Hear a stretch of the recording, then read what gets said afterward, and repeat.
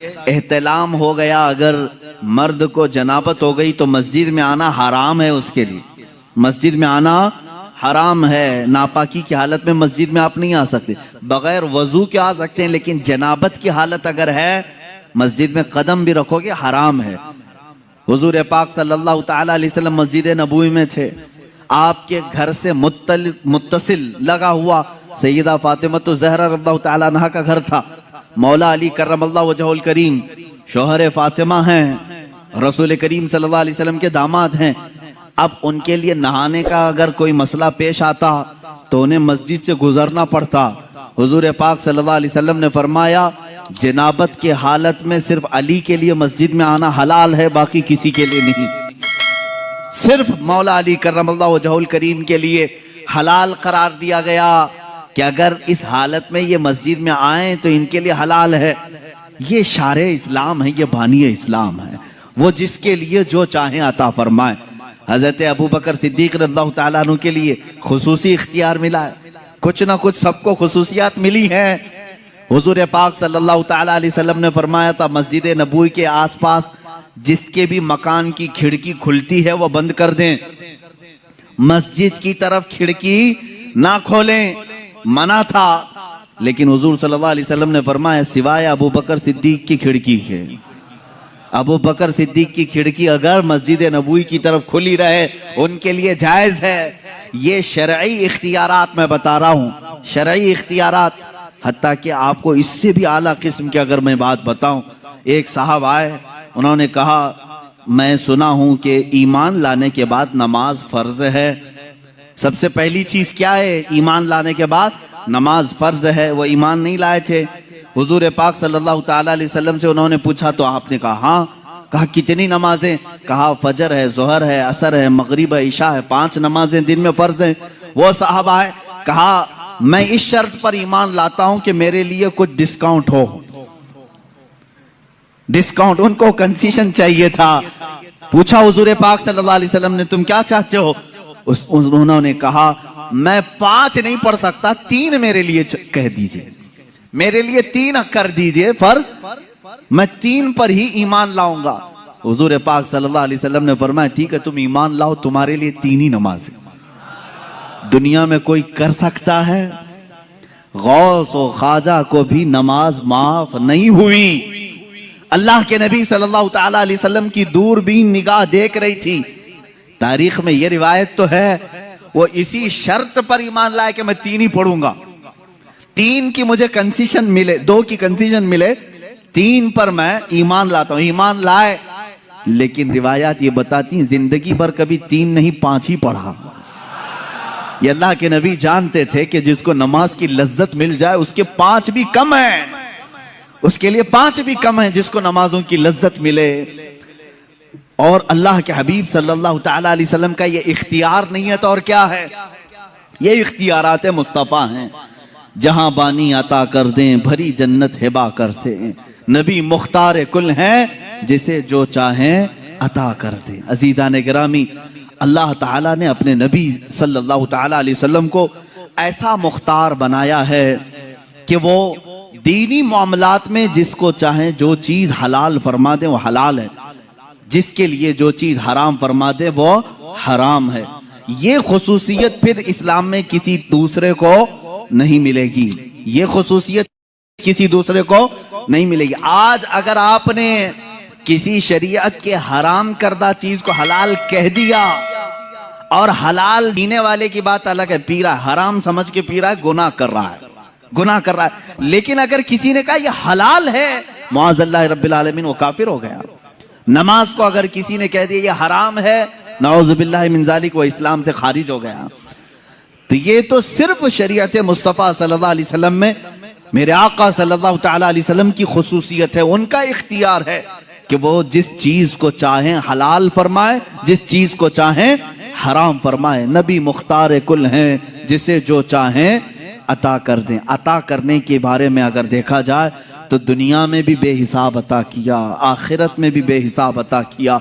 सहाबा का तो ये अकीदा था, मेरे अजीजों, दुनिया में कोई अपनी ताकत से कुछ ना कुछ चीजें अता कर सकता है, लेकिन सहाबा ने हुजूर से मांगा तो कौन सी चीजें मांगी? सीधे जन्नत मांगा है, सीधे जन्नत मांगा है। अब मुझे ये बताओ, जो दुनिया में जन्नत तकसीम कर सकता है, क्या वो अपनी कब्र अनवर से हमको रिस्क तकसीम नहीं कर सकता? मांगेंगे मांगे जाएंगे, मुंह मांगी पाएंगे। सरकार में न ला है न हाजत अगर की है, कौन देता है देने को मुंह चाहिए, देने वाला है सच्चा हमारा नबी। यह हमारे इमाम ने हमें सिखाया है। जो रसूल दुनिया में ये कह दे अबू बकर फिल जन्ना, उमर फिल जन्ना, उस्मान फिल जन्ना, अली फिल जन्ना, तलहा फिल जन्ना, जुबैर फिल जन्ना, साद फिल जन्ना, अबू उबैदा फिल जन्ना, सईद फिल जन्ना, जैद फिल जन्ना, रिदवानुल्लाहि ताला अलैहि मजमाइन, ये 10 लोगों के नाम गिनाए मेरे आका सल्लल्लाहु ताला अलैहि वसल्लम और कहा ये जन्नत में है, ये जन्नत में है, ये जन्नत में है। मुझे बताओ, जन्नत किसी घर का नाम है जो दुनिया में जिसके टिकट कोई भी बांटे? आप में से है किसी को इख्तियार? ये सिर्फ वही तकसीम कर सकता है जिसे अल्लाह ने इख्तियार दिया है। तुम जिसे चाहो जन्नत दे दो और जिससे रसूल मुंह फेर ले उसके लिए दोज़ख है। हम जन्नत किसको मानते हैं? जो रसूल के दर से ही मिले। अब मुझे ये बताएं, अल्लाह के नबी सल्लल्लाहु ताला अलैहि वसल्लम का ये इख्तियार नहीं है तो और क्या है? हुजूर पाक सल्लल्लाहु ताला अलैहि वसल्लम ने जिनको दुनिया में कह दिया वो जन्नती, अब यकीन के साथ वो जन्नती हैं, इसमें कोई शक नहीं। हजरत अबू बकर सिद्दीक रज़ियल्लाहु ताला अन्हु के जन्नती होने में शक नहीं कर सकते, वरना रसूल के फरमान पे आपका शक आ जाएगा। अल्लाह के नबी सल्लल्लाहु अलैहि वसल्लम ने आखिरत की यहां पर तकसीम कर दी। अब यहां छोटी छोटी सी बातों पर उलझे हुए हैं। इतनी बड़ी चीज दी है रसूल पाक ने, इतनी बड़ी चीज। अब इसमें क्या क्या गारंटी मिलती है मालूम है? क्या क्या गारंटी? अगर हुजूर पाक सल्लल्लाहु ताला अलैहि वसल्लम ने यह फरमा दिया कि अबू बकर फिल जन्ना, मतलब क्या है? अबू बकर जन्नत में है, ये फरमा दिया। अब इस एक लफ्ज से हुजूर ने क्या क्या दिया मालूम है? सबसे पहली चीज इस बात की गारंटी दे दी कि इनका खात्मा ईमान पर होगा, बगैर इसके तो जन्नत नहीं है, ये गारंटी मिली। और दूसरी चीज हुजूर पाक सल्लल्लाहु ताला अलैहि वसल्लम ने फरमा दिया अबू बकर फिल जन्ना, जन्नत में है। इसका मतलब है दूसरी गारंटी मिली, कब्र में जन्नत की खिड़कियां खुल जाएंगी। तीसरी गारंटी ये मिली, कयामत के दिन हिसाब किताब आसान हो जाएगा। चौथी गारंटी ये मिली कि तुम पुल सिरात से आसानी से गुजरोगे, इसलिए कि हुजूर ने जन्नत की जो खबर दी उससे पहले ये सारी चीजें निकल गई। मेरे अजीजों, अल्लाह के नबी सल्लल्लाहु ताला अलैहि वसल्लम इतनी बड़ी चीजें जब किसी को नवाज रहे हैं, अब अगर हम अपने घरों की फरियादें मेरे आका को सुनाएं तो किसी और को क्या तकलीफ है, किसी और को क्यों दिक्कत है? अल्लाह ने उन्हें अता किया है और उम्मत को नवाजने के लिए ही अता किया है। रसूल को भेजा ही इसलिए है कि भोली भाली उम्मत की वो दस्तगीरी फरमाए, और उन्होंने अपनी जिंदगी में भी किया और बाद वफात भी कर रहे हैं, बाद वफात भी कर रहे हैं। मेरे अजीजों, इख्तियारात की बात अब मैं आपको बताऊं, अल्लाह के नबी सल्लल्लाहु ताला अलैहि वसल्लम दुनिया में इख्तियारात कितने रखते थे ये तो हम हिसाब नहीं कर सकते। नमाजों के मामले में हुजूर ने जो फरमा दिया वो शरीयत है, रोज़ों के मामले में जो हुजूर ने फरमा दिया वो शरीयत है। अब एक सहाबी आए, देखिए यहाँ मेरे आका का इनाम और इकराम और आपकी अताएं, कानून सबके लिए बराबर है। आज जो जज है वो भी किसी को कानून से अलग नहीं कर सकता, उसके पास भी इख्तियार नहीं। लेकिन मेरे आका सल्लल्लाहु ताला अलैहि वसल्लम कानून साज हैं, कानून बनाने वाले। वहां पर किसी के लिए एक्सेप्ट रखा जा सकता है।